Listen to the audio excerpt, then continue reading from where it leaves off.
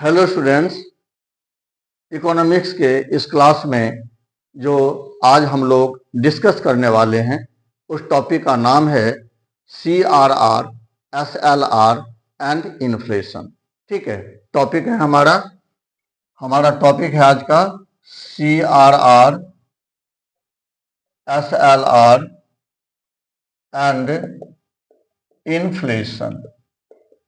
ठीक है, यानी कि आज हम लोग इस बात की जानकारी प्राप्त करेंगे कि अगर हमारे कंट्री में इन्फ्लेशन की स्थिति अगर मौजूद है तो जो सेंट्रल गवर्नमेंट है अथवा जो सेंट्रल बैंक है वह CRR एंड SLR का यूज करके इन्फ्लेशन की स्थिति को किस तरह से कंट्रोल करेगा। ठीक है, तो या किस तरह से कंट्रोल करता है, सही है, इस पर हम लोग आज चर्चा करेंगे। तो सबसे पहले आप CRR की मीनिंग एंड इसके वर्क को जानिए। ठीक है डियर स्टूडेंट्स, जो CRR है इसका फुल फॉर्म है cash reserve ratio. Cash reserve ratio, ठीक है। एंड ये CRR है क्या? CRR कॉमर्शियल बैंक्स के टोटल डिमांड डिपॉजिट का वह परसेंटेज होता है जिसे कॉमर्शियल बैंक्स के द्वारा RBI के पास जमा करना होता है। ठीक है, ये होता है CRR, cash reserve ratio. And अब सवाल उठता है कि ये कैश रिजर्व रेशियो का वर्क क्या है। तो कैश रिजर्व रेशियो जो होता है इसका वर्क ये है कि यह कॉमर्शियल बैंक्स के लोन गिविंग कैपेसिटी को या तो बढ़ाता है या तो कम कर देता है। अब कैसे, सवाल उठता है कैसे। तो मैं आपको बता दूं कि जब सेंट्रल बैंक के द्वारा जब CRR को बढ़ा दिया जाता है ना, जब CRR को बढ़ा दिया जाता है तो कॉमर्शियल बैंक्स की जो लोन गिविंग कैपेसिटी है वह कम हो जाएगी। ठीक है, उसी तरह से जब सेंट्रल बैंक के द्वारा यानी कि RBI के द्वारा जब CRR को कम कर दिया जाता है तो कॉमर्शियल बैंक्स की जो लोन गिविंग कैपेसिटी है वह बढ़ जाएगी। क्लियर? ठीक है, अच्छा। अब उसके बाद आते हैं हम SLR पे। ठीक है, पहले मीनिंग आप समझ लीजिए, ठीक है, इसका वर्क समझ लीजिए एंड उसके बाद फिर फाइनली हम बताएंगे कि इन दोनों का यूज इन्फ्लेशन को कंट्रोल करने के लिए किस प्रकार से होता है। ठीक है, तो अब SLR, तो SLR का जो फुल फॉर्म है वह है स्टैट्यूटरी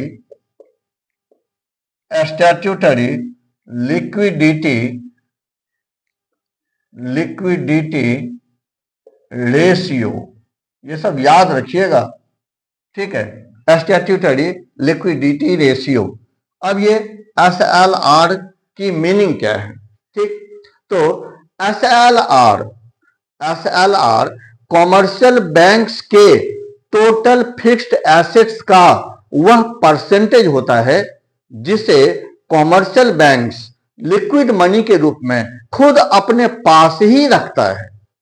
ठीक है, इस परसेंटेज को वह RBI के पास में जमा नहीं करता है। ठीक है, क्लियर? अच्छा, अब सवाल उठता है कि SLR का वर्क क्या है, यह किस प्रकार से वर्क करता है, इसका क्या रोल है।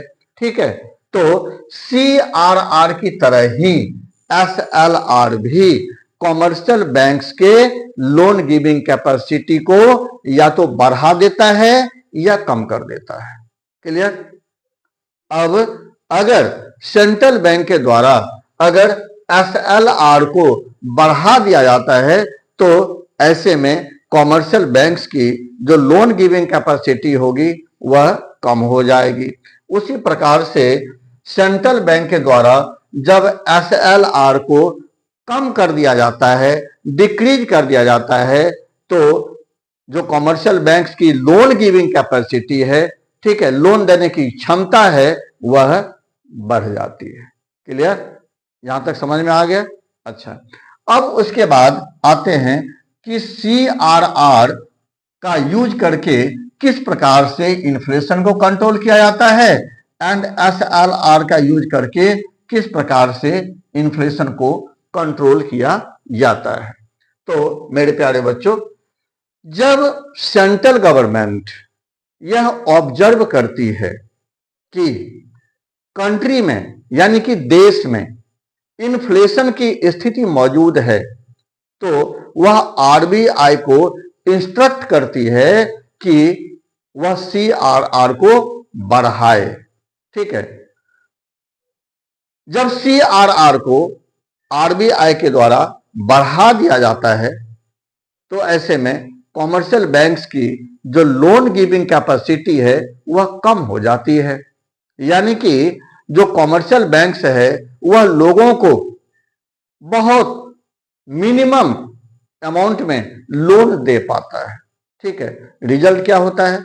रिजल्ट इसका यह होता है कि लोगों के पास अब जो परचेजिंग पावर जो होना चाहिए था वह नहीं होता, यानी कि वह कम हो जाता है। सही है, जिसकी वजह से जो एक्स्ट्रा डिमांड लोगों के द्वारा किया जा रहा था, अब वह एक्स्ट्रा डिमांड ऑटोमेटिक कम हो जाएगा।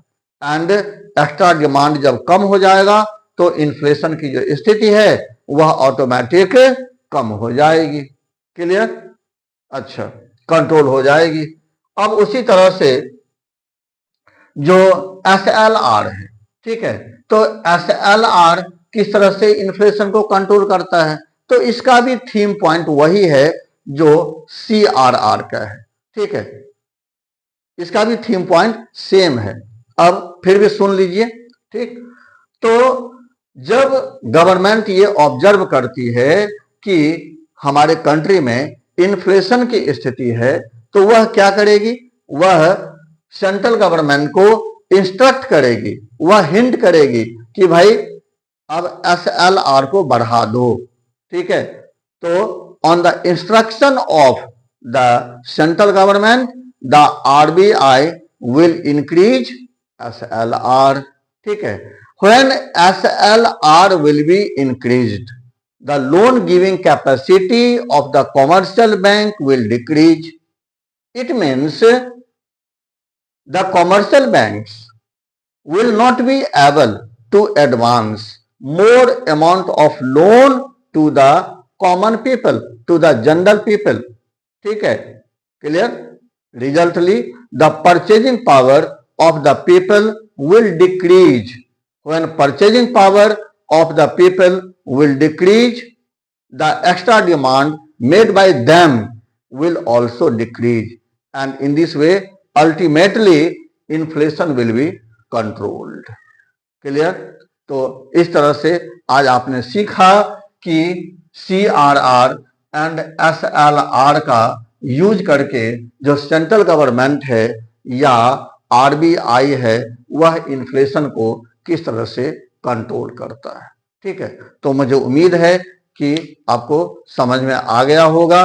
ठीक है, चलिए फिर अपने लोग मिलते हैं दूसरे वीडियो में दूसरे टॉपिक के साथ। तब तक के लिए जय हिंद, वंदे मातरम, thank you for watching and all the best.